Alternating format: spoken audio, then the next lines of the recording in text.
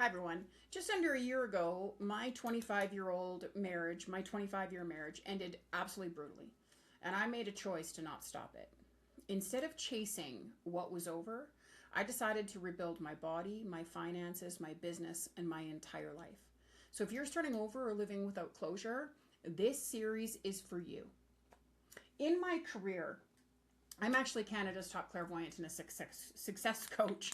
So today, I'm going to get ready and do some videos for programs, get my office and schedule organized, and make things a little easier. I thought that this would be the perfect time to start sharing with all of you the raw, real truth of a year after a separation. I decided to create this series because real healing doesn't happen in perfect lighting. It happens while you're brushing your hair, while you're putting your face and makeup on, while you're showing up and getting ready anyway. So let's get ready for the day while I spill the tea on the last 11 months of my life since he walked out the door. These videos are going to be raw and unfiltered. I think, personally, that what you see is what you're going to get. And I personally think that that's a refreshing change in a world that's so caught up in how things look instead of how things actually are. Really, right? If your relationship ended suddenly, if you didn't get the answers, if you're staring at a life that you didn't plan, if everything about your world is not going the way that it should, you've had to start over, whatever it is that has sort of got you to this place right now, you're not alone. So join me in this series while we do real talk and I share truths no one else is sharing with you. With any luck, you're going to heal with me. Don't forget to subscribe, like, and do all of those fun things so that you don't miss out on the next part of my story and recovery. It just might help you too. So, today I want to start at the beginning. I'm going to start with the day that I lost everything and that everything changed. But before I do, there's a couple things I want to share. Being a clairvoyant didn't actually stop my life from falling apart, but it has helped me rebuild. Maybe it can help you. I want to start with this series is possibly going to get me into some trouble. My divorce is not finalized yet, and he has promised to make my life a living hell. He actually told me he was going to write a tell-all book about living and being married to Canada's top clairvoyant, Kjarlune. That's why I've waited a year to start sharing. But one thing you should probably know about me right off the bat, I'm not good at following rules, and my horns are just as noticeable as my halo. So, message to my ex-husband, if he's watching, I gave you a year to write that book. You missed your window, Angel, because the truth is coming out before you can even find the publisher. No more secrets or hiding in the shadows, my friend. I'm healed now. So you ready for the tea? Because this is a day I will never forget. So, as I mentioned just a few minutes ago, I am Canada's top clairvoyant. And I was in my office. This was a Saturday. January 27th, I believe, was a Saturday. And I was in my office. I got into the office before him. I'm going to back up here for just a second and share with you that I didn't really realize that there was some struggle. Okay, so I'm just going to give you some back tea so that you can sort of get the basis of where I'm coming from while I'm getting ready. So about a year before this, just over a year before this, he had 5 heart attacks in one day and ended up going for a procedure to have his arteries, I can't remember what it's called, stents put in or whatever. Anyways, through that process, which I expected, he became even more negative than normal, and that's saying something because he was a very negative person and was moody and was all of those things. But I was dealing with other stuff. The day that I brought my husband home from the hospital after his procedures and heart attacks and everything was the day my father died. So life was a little crazy. And that doesn't include the fact that I had avoided major financial issues for about 6-8 years, which was causing me a lot of depression because you can only really avoid things so far before they're going to come back and seriously bite you in the ass. There was a lot going on. So I really, when you're married to who you think is the love of your life, the last thing crossing your mind, whether you're clairvoyant or not clairvoyant, is that your marriage is going to end, obviously, right? I just assumed that we were in it for forever and, we would deal with whatever came and figure it out. And I really, I don't even know why, because it had been proven to me many times over the years that he wasn't really my partner. But I just assumed that we would figure it all out together, as you can imagine. So that's just sort of a little rundown of what was before. He was moody, he was cranky, and I still remember the night before, and I'm going to share things from before too, because there were a lot of, telltales that I didn't, noticeable things that I was so caught up in my own emotional place, like most of us, that I didn't put together or, register or determine or realize, whatever words you want to use. So the night before my marriage ended, he tucked me into bed like he did many nights. And before this, I truly believed I was a very spoiled wife. And I looked at him because he'd been off for a couple of days. And I was like, are you okay? Like, is it me? Is there something I can do? Is something bothering you? Like, what can I do to help you? And he leaned down, gave me a kiss, told me that he was madly in love with me and that he loved me. And he's like, I'm all messed up right now. It's not you. It's got nothing to do with you. I'll figure it out. Cool, right? I mean, I went to sleep.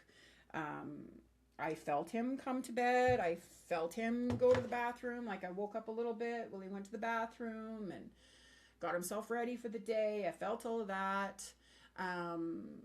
He crawled into bed. I don't think he cuddled me, but that wasn't really a common or non-common thing. It really depended on the mood, and if I was sleeping, I was on sleeping meds and all that kind of stuff, so he didn't want to wake me.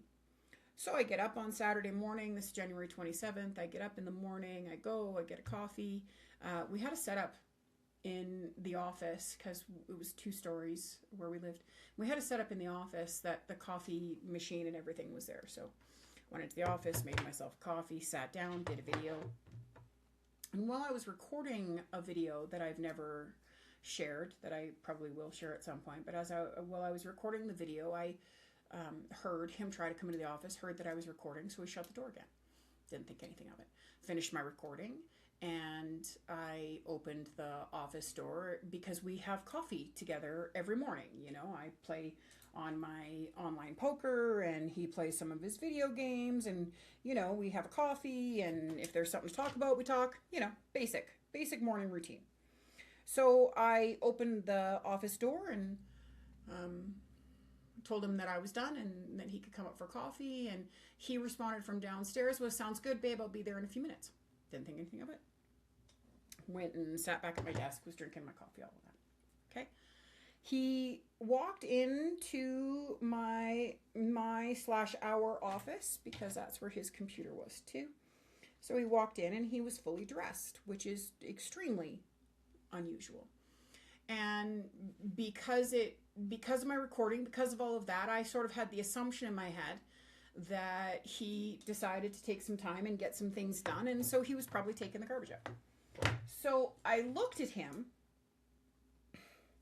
and I turned around and I looked at him and I went, oh, you're dressed. Are you taking the garbage out? And he's like, no. And he's leaning against his desk. Now, I need you to understand at this point, I have noticed nothing. This is how oblivious I am. I have noticed nothing, no changes. Not in him, not in his computer station. Like, I legitimately noticed nothing. I didn't hear anything downstairs, like nothing. So I looked at him and said, are you taking out the garbage? And he's like, no. And I still remember he crossed his arms as he was leaning against his desk. And I went, oh, okay. And I cracked a joke. Now, I didn't realize at the time that it was my intuition communicating. I really did think that I was joking. So I looked at him, I started to laugh, and I went, well, are you leaving me? Ha, ha, ha, ha. And he looked me straight in the face with this hatred I will never forget, and went, yes, I am. And I was like, I looked at him at first. I was like, what? Like, my first thought is, all right, well, where's he going? I mean, normally, he's got epilepsy. He doesn't drive, so I'm the one who'd be driving him. Like, I wonder where he's going. So I sort of looked at him. I was like, what? And he looked at me and said, you have been having an affair I think he said emotional affair. All I heard was affair, but I think he might have said an emotional affair with your best friend for 19 years.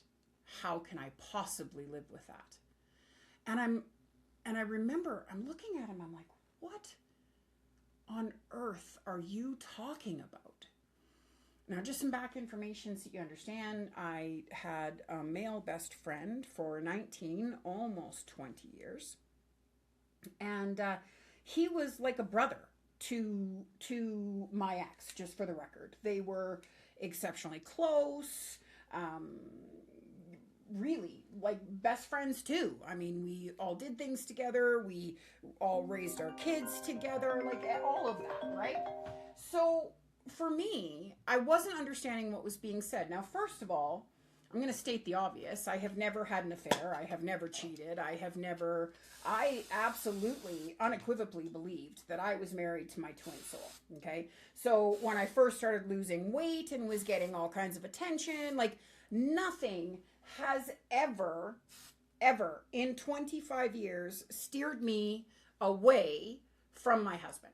So this accusation of I had an emotional affair or a physical affair was absolutely ludicrous. And as I was listening to him, because he went on a little bit of a rampage, right? He was like, you told me this about 2 months ago, and I'm looking at him like, what the... how am I supposed to live with this? And I can't stay married to you. And we promised each other we'd never cheat or have affairs. And so I've been trying for the last 2 months and I just can't do it. And I love you, but I'm no longer in love with you. Now, this all happened in a course of about, I don't know, 3 to 5 minutes, really? 3 to 5 minutes. And so before I share this next part, this was the second that I actually realized that trying to save my marriage would cost me my soul. So I didn't. I was sitting there lost and confused and overwhelmed, and I didn't understand what he was saying or where he was coming from. But this wild thing happened. I got this voice. It's like I heard this voice just as clear as day in my right side. So he was over on my left side, and I got this voice in my right side, and it was just clear as day. And the voice was, you got to let this happen, baby girl. It's meant to be. And I will tell you in total truth, I absolutely unequivocally believe that that was my father. My father had died the year previously, and I absolutely, so it was like a year and 3 months away. And there is no doubt in my mind that the voice that I heard was my dad's. And so I stopped. He was still ranting, and I just stopped. And my head was turned to the right, so he couldn't see my reaction. And I was sort of sitting there just breathing deeply and processing, because I had just been told, first of all, I'm gobsmacked. I have no idea what's going on in my world. In my brain, all I can think is my world is about to end. Like, he worked, or I thought was still working with me in the company. It turns out he wasn't. That's a different story for a different day. So I thought my clients aren't going to be able to access me. We had set things up in our life to be able to deal with this fighting that I was doing with stuff financially that I will share in a different day, because I'm going to share it all, just for the record. There's no secrets are going to be left unturned. Better mine anyways. So I'm sitting there and everything is just flying in my head all at once. And let me tell you, it would have been, at that moment, it would have been so much easier to tell him he's wrong and I loved him more than anything, which I did, and that we can fix whatever and don't do this. And that would have been so much easier to do. But when I heard that voice, everything in my being changed instantly. And so again, when I'm sharing this with you, you know, it sounds like this is taking a long time, but this is like a 5-minute conversation. Now I know that he's braced for impact because I have a temper, I have an attitude. Like, I know he's braced for impact, okay? I'm sure he's expecting me to just lose my mind. I didn't do that. So the first thing that I did was I looked at him, I went, okay. I didn't argue. I didn't say it's not true. I think the first thing out of my mouth was, you know, that's not true. This was when he first, you know, made the accusation that I'd had an affair with my best friend who was not in our lives by Brian's request at this point. So I sort of turned my head to him, to the left, and I went, okay, do you need some help? And he looked at me for a second. That was not what he was expecting. And he looked at me, he's like, no, I got it. And I heard some noise. And I'm like, is there somebody here? He's like, yeah, my brother and my cousin are here. Now, understand that at that second, that was the second that I realized that he'd been planning this. His brother and cousin live about 8 or 9 hours away from us. And so in order for them to be there to help him move, he had to have planned it. So I turned my head a little bit looking at his computer area because I'm like, well, why wouldn't you have everything all packed? So I turned my head and look, the tower's gone. All that's left on that desk is his monitor and his gaming chair.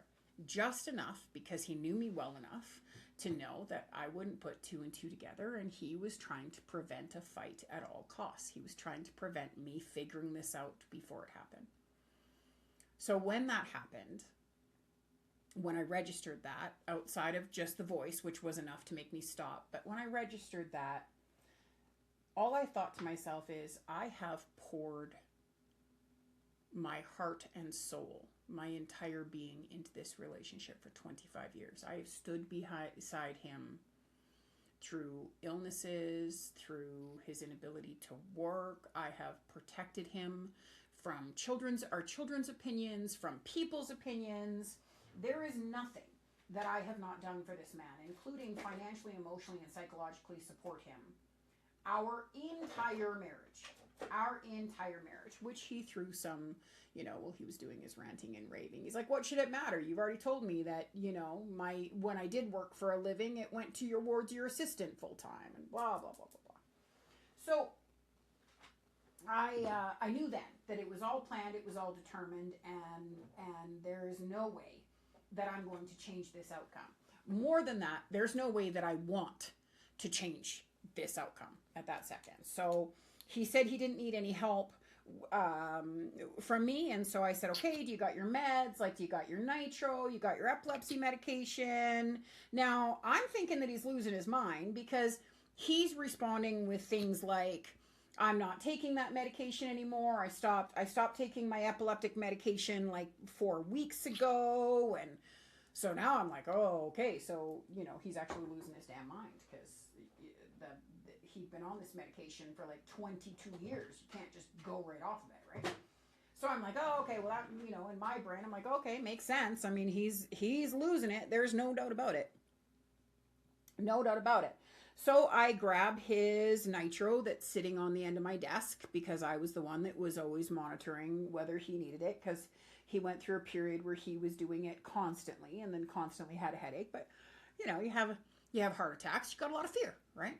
So he had asked me to monitor it for him, and I was. It's funny because the stories now are that I manipulated him and controlled him and did all of those things. And, you know, that's fine. Okay, do the stories, say whatever you got to do whatever you got to do. I took a lot of hits with family and friends and took the blame. Oh, I'm sorry, you know, we can't go out.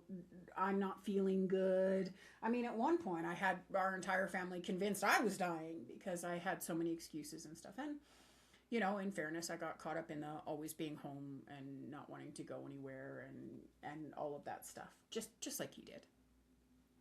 So I took his meds and I took everything downstairs to his brother and cousin, and I handed it to them and told them what they should look for, because nobody knows, except for me, because I was the one that was always around. Nobody knows what it looks like when he's about to have a seizure. He had different types of seizures than other epileptics do, so nobody knew. So I shared all that information.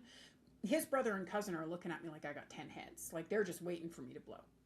And so I hand the medication, and then I explained that to them, and then I looked at them, and I had tears in my eyes, and I said, I'm sorry, I'm sure you weren't expecting to do this today. Either was I. And I walked back up the stairs. I was calm. I was collected. He brought his chair downstairs and had gotten all of his other stuff the night before. They were loading stuff into his brother's van like crazy, and I came back downstairs, and the only reason I came back downstairs was to get the car keys and the house keys, because he had a copy of both. Obviously, it was his car too, and his place too.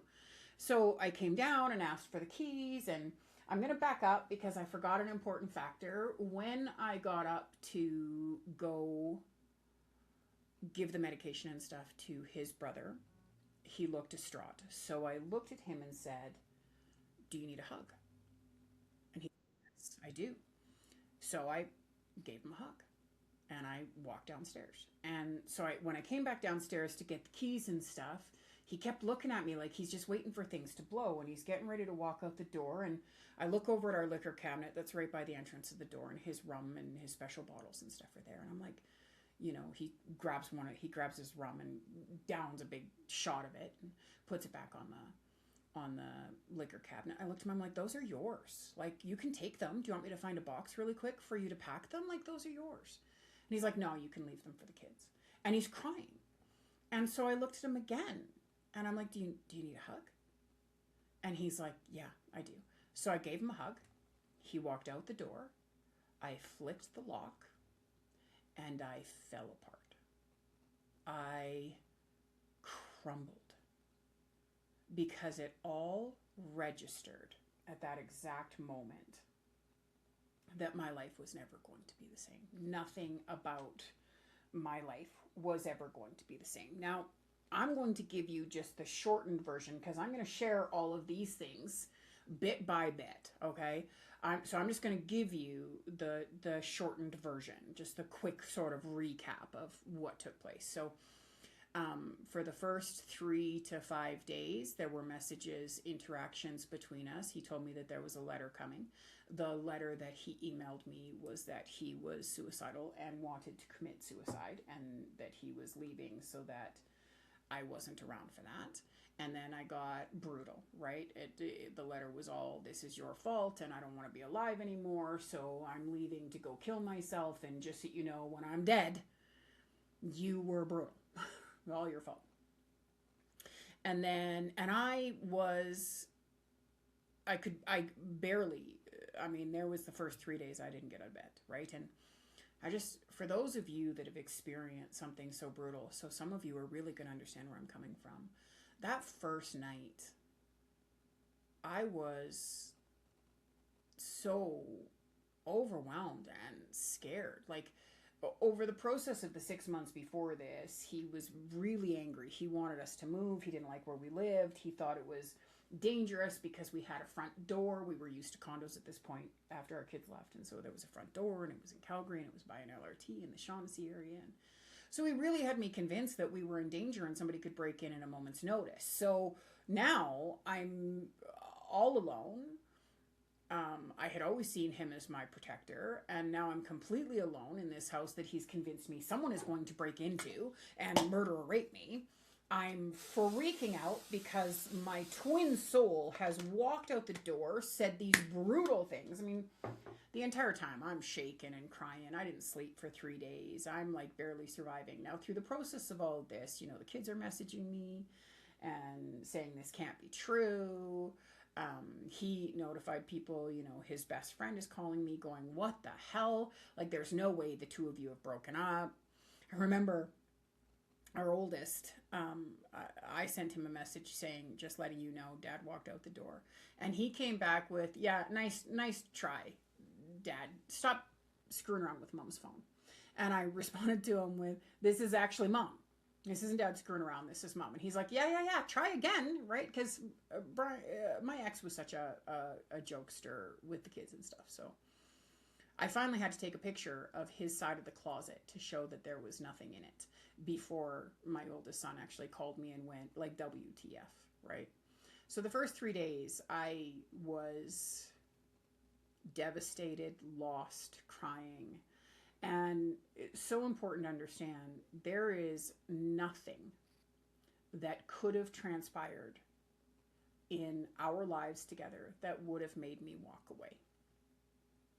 Absolutely nothing.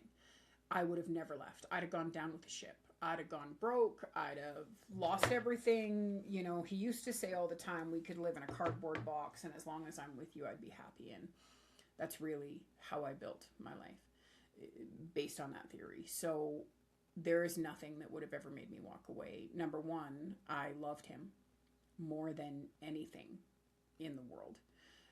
Was truly believed that I was married to my twin soul. Truly spent 25 years saying it, actually, daily. I truly believed that I was cherished and worshipped and treated like a goddess and a queen, and I thought I was so spoiled.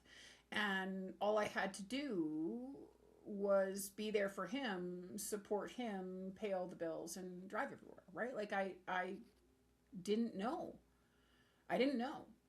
And, you know, he got to game every day. He got to do whatever he wanted to do. And so I had no idea. So those first 3 days were really brutal. And then then the onslaughts came. So I think it was day 4 or 5. I might have my days a little off. I sent him a message because at this point I'm still reeling. So I sent him a message telling him that I love him and, you know, we'll figure it all out. Like, whatever's meant to happen is going to happen. And he sent me a message back saying, thank you for that. I've decided to join the MAID program. Now, for those of you that don't know, the MAID program is a program in Canada where you can do medically assisted suicide.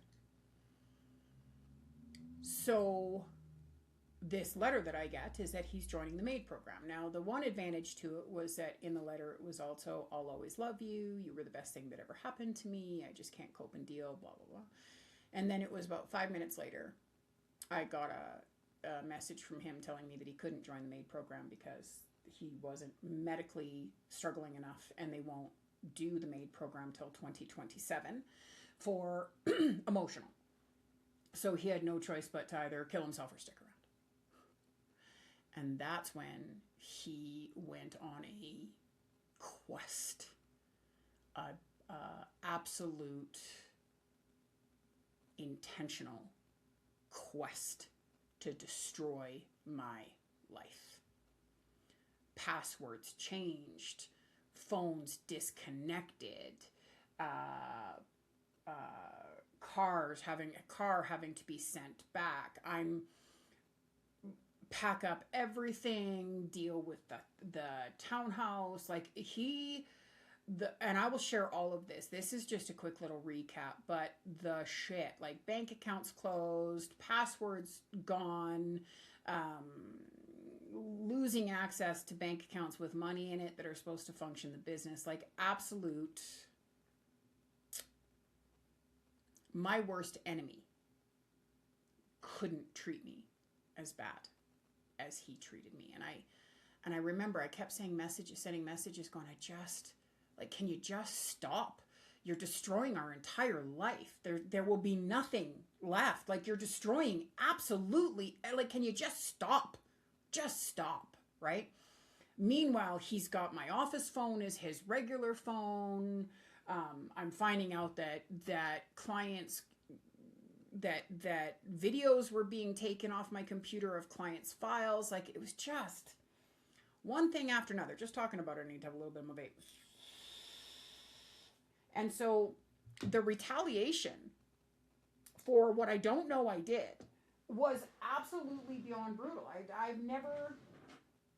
I'm a former abused wife. I have never experienced anything quite so, oh my Lord, as I did for those first 2 months. And in that process, I also had to pack up the house. I had to move. I had to get a new car. I had to, shut down a business. Like there was so many things. Don't I look, isn't that an impressive look right now? Just for the, just, this is what it looks like while I'm getting ready. Just thought I'd share that with you. So, and I'll share some of this in just a second, but I'm all about the contouring, just for the record. I love contouring. So anyways, well, he's attacking me on every turn. Like literally every day I am waking up just frantic about what's going to get pulled today. My anxiety levels were just so insanely high, like just so insanely high. And so, within the first week, my son came to me and said, Mom, I think you should, one of our sons came to me and said, Mom, I think you should start over. I think you should come and, move in with me and my wife, and let's get you started from the ground up, and you can get everything fixed and dealt with. And, we'll figure this all out. We'll figure this all out. So I got out of the house. He even yelled at me for hiring a mover, right? Like, cause I could move myself at that particular point. So I got out of the house and moved in with my son, and the hits just kept coming. So I'll share a brutal one. I was, what was going on? I was sitting, so when I moved into my son's house, it was like this big bonus room. And so my office was there, and my bed was there, and everything in the same room. And the door was open in the bedroom. And one of the things that my ex had been telling me he had serious issues with was I shuffle poker chips. I'm a poker player. And so I shuffle poker chips. And it's been such a stressful year that really, it sort of 2 years or whatever, it really turned into a little bit of a tick. So it's something that I do all the time.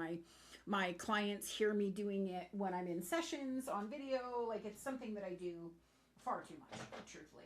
And so, my son was walking by my room and stopped in to talk to me, and I was so startled, and I started to cry, and I'm saying, oh my God, baby, like, I'm so sorry. I stopped shuffling the chips right away. I'm like, oh, I'm so sorry, because my ex had been so brutal over this last couple months that I really thought was just mood disorder, that every time I'd shuffle my chips, he'd like stomp out of the room, slam things, throw things, like just brutal.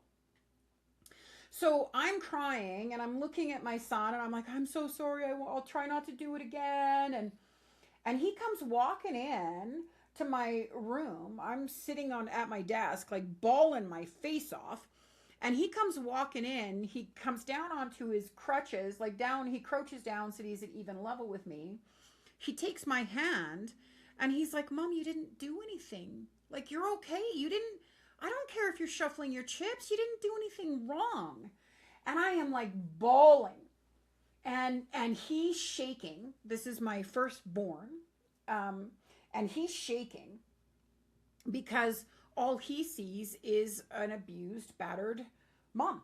That's his witness. He is the witness of me feeling completely defeated, abused, and battered. And I'm reverting back to when a person's being abused. It was brutal. Like the whole process was just brutal. And so, but here's the upswing. This is important to understand. So in the last 11 months, I have completely started over. I have lost 75 pounds. I've cleared up over $700,000 worth of debt. I've started a completely different business, not even redid a business. I've started a completely different business. I've done 5 years worth of therapy, really, in 10, 11 months. I've rebuilt a life with some of my kids. I've moved out onto my own in my own gorgeous condo. I have replaced every piece of furniture, every cup, every fork. There is nothing in my home now other than a few unique pieces that I picked that I will always keep of my past. It's all gone. It's all gone. And I have done all of that literally putting one foot in front of the other, right? In the first 2 months, the slew of attacks that I went under was just brutal. And so the first couple of months was all about cleaning my house, moving to my son's. I had to return the car because his name was attached to it. Other names were attached to it. I had to return the car. I had to do all that. I had to end the business. I was crying myself to sleep all the time. There was messages, emotional attacks, lies, people, friends walking out on me. And a lot of that was happening because there is this belief system out there in society, especially when you get to the point that, you're Canada's top clairvoyant. And I did that, through radio, TV, government work, police work. But there is this sort of perception out there that a clairvoyant has all the answers, that we know things, and that we sort of have a leg up, if you will. And so many people were seeing this unfolding and immediately believed that it had to have been something that I did, and that it couldn't have been anything to do with him whatsoever. And that if I was any freaking good at what I do, I should have known that this was all happening. I should have known that this was all going to happen. So it's one of those, being a clairvoyant is sort of one of those love-hate scenarios where everybody loves you when you're giving them the information that they want and that they're looking for. But when you're struggling, that makes zero sense. You should never struggle. You're Kjarlune Ray. Well, how could you struggle? Well, if you're struggling, then you must be a failure. And that means everything that you've taught me and all of your success coaching is absolutely full of crap. And when you don't say what people want to hear, then you're the bad guy, right? Sort of the joys of, being a clairvoyant. But here's the thing that a lot of people don't understand. Being a clairvoyant changes nothing for me as being a person. The second you're emotionally involved, the second you're emotionally invested, you can't see anything if you tried. So, those of you that are really intuitive and you get really frustrated because you don't think you can figure it out for you, it's because you're emotionally invested. We're just like everybody else, trying to survive through, thrive through, wading through the sludge, trying to succeed when all of the odds are stacked against you. It is the exact same thing for a clairvoyant. So, just for those of you that are curious, no, I didn't know. No, I had no idea. Once the rose-colored glasses came off over the last, 10 to 11 months, did I figure it out that there were a lot of signs? Absolutely I did. Things I completely ignored, didn't pay attention to, didn't know, didn't see, whatever. There was a lot of that, for sure. But I didn't know. And it did come out of the blue. And this is so important. I didn't do something to deserve this. And no matter what you're going through, you didn't do something to deserve this, right?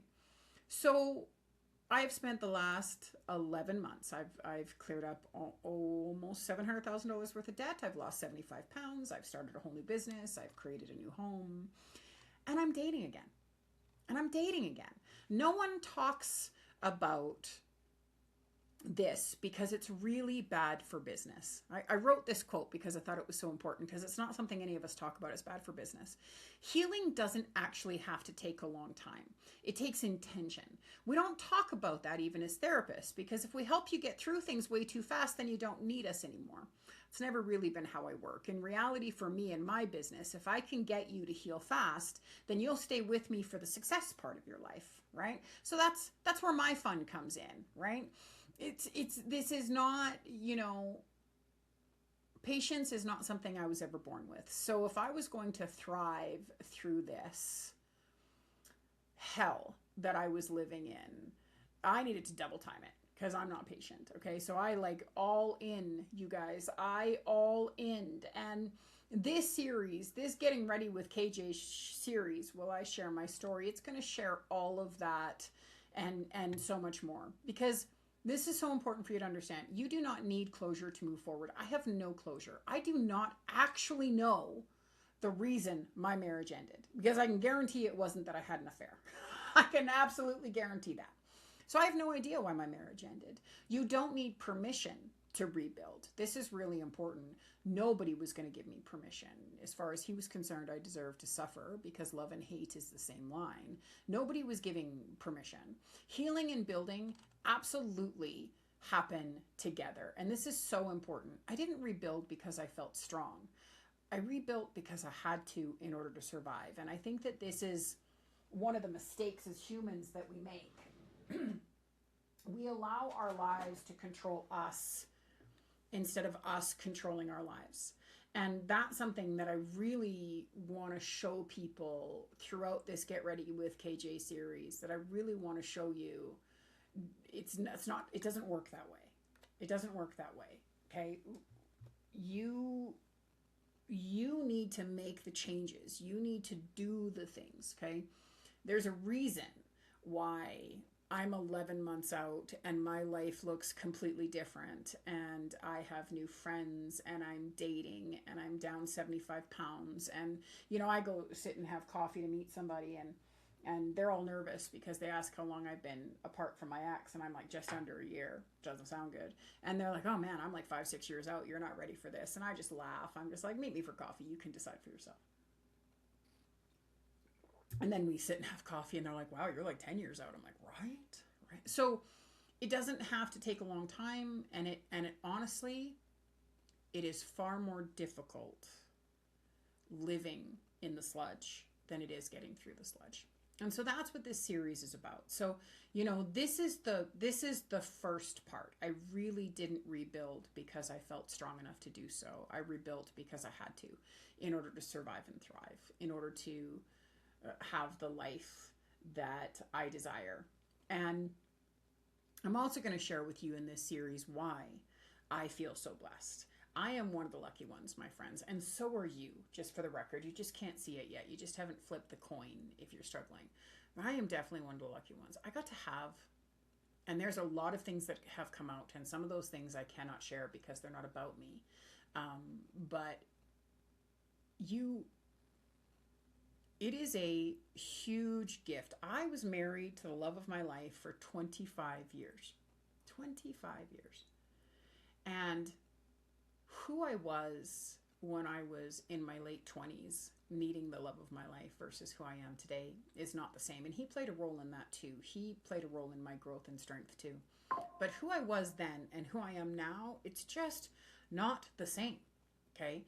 And so looking at my life today, first of all, I was almost 500 pounds when I met my husband. And when he walked out the door, I had gained 95 pounds of my 260 pound weight loss back.